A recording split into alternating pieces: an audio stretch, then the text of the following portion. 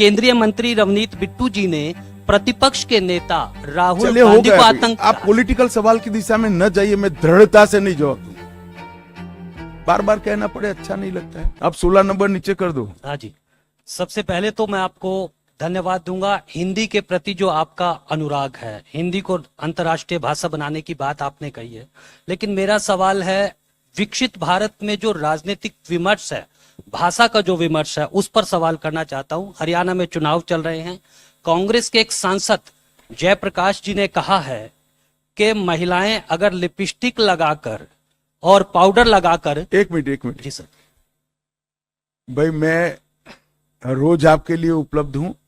आज के press conference का विषयांतर न हो, इसके लिए मेरे आपसे सबसे विनंती है कि 100 दिन में अगर कोई सवाल हो तो जरूर करिए। हाँ सर। रुचि न हो तो उत्पन्न करके भी करिए। नहीं सर, रुचि है सर, रुचि है। भाषा के विमर्श पे है। भाषा का जो विमर्श है विकसित भारत में कितना सार्थक होगा। केंद्रीय मंत्री रवनीत बिट्टू जी ने प्रतिपक्ष के नेता राहुल चलिए हो गांधी को गया अभी। आतंक। आप पॉलिटिकल सवाल की दिशा में न जाइए, मैं दृढ़ता से नहीं जवाब दूंगा। बार बार कहना पड़े अच्छा नहीं लगता है। जहां तक भाषा का सवाल है, मैं स्पष्ट कर देता हूं, हमारी सरकार मानती है कि कोई भी देश अपनी स्थानीय भाषाओं को समाप्त कर कर विकास नहीं कर सकता है। स्थानीय भाषाओं के साथ हमारा इतिहास, हमारी संस्कृति और हमारी परंपराएं जुड़ी हुई। इसलिए नई शिक्षा नीति में हमने प्राथमिक शिक्षा स्थानीय भाषाओं में हो, इस पर बड़ा आग्रह किया है। और राजभाषा का जहां तक सवाल है, मैंने बहुत स्पष्ट किया है कि हिंदी का किसी स्थानीय भाषा से कोई स्पर्धा नहीं है। राजभाषा विभाग ही अब एक ऐसा पोर्टल लेकर आएगा, किसी भी भाषण का, किसी भी लेख का, किसी भी आलेख का कुछ सेकंडों में ही संविधान की 8वीं सूची की सभी भाषाओं में भाषांतर कर। सो मेरी क्वेश्चन से मणिपुर के साथ ही है sir. Prime minister Narendra Modi ji का बर्थडे है और इस बर्थडे में मणिपुर में विजिट करने का कुछ डिसीजन अनाउंस करके कुछ ऐसा कुछ है कि prime minister Modi ji Manipur visit करेंगे। और सेकंड, चीफ मिनिस्टर अभी भी कंटिन्यू कर रहे हैं सर। चीफ मिनिस्टर अभी भी कंटिन्यू कर रहे हैं इतना वायलेंस के बाद भी। आप कुछ प्लान है रिप्लेस करने का मणिपुर का सवाल चीफ कर मिनिस्टर? सकते हैं, बहस नहीं कर सकते सर 44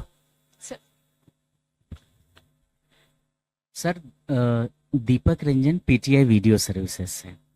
आपने 100 दिनों में 15 लाख करोड़ रुपए के परियोजना की मंजूरी की बात कही है। इसमें नक्सल प्रभावित बॉर्डर एरियाज और एस्पिरेशनल डिस्ट्रिक्ट्स के विकास डेवलपमेंट के लिए इसमें क्या कहा है?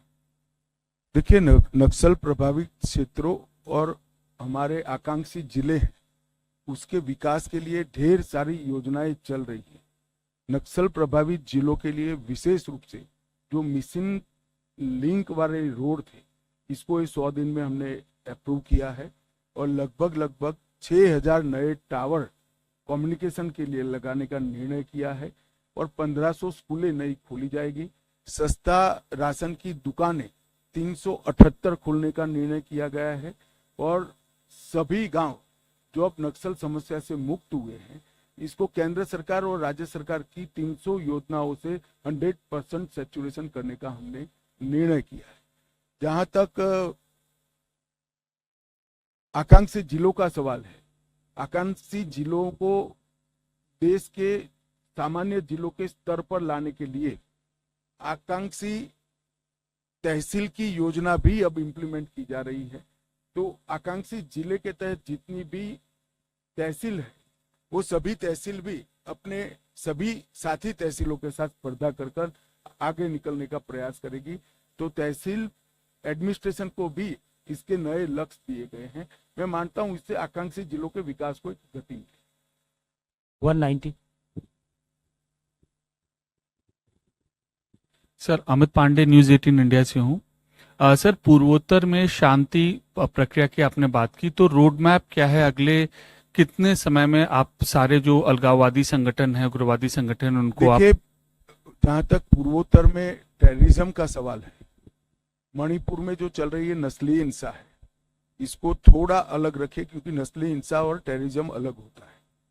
टेररिज्म का सवाल है, हमने अब तक पूर्वोत्तर में सीमाओं के समझौते के साथ अलग अलग समझौते के 11 समझौते किए हैं और 10,900 टेररिस्टों ने, हथियारी युवाओं ने आत्मसमर्पण कर मेन स्ट्रीम में आए हैं।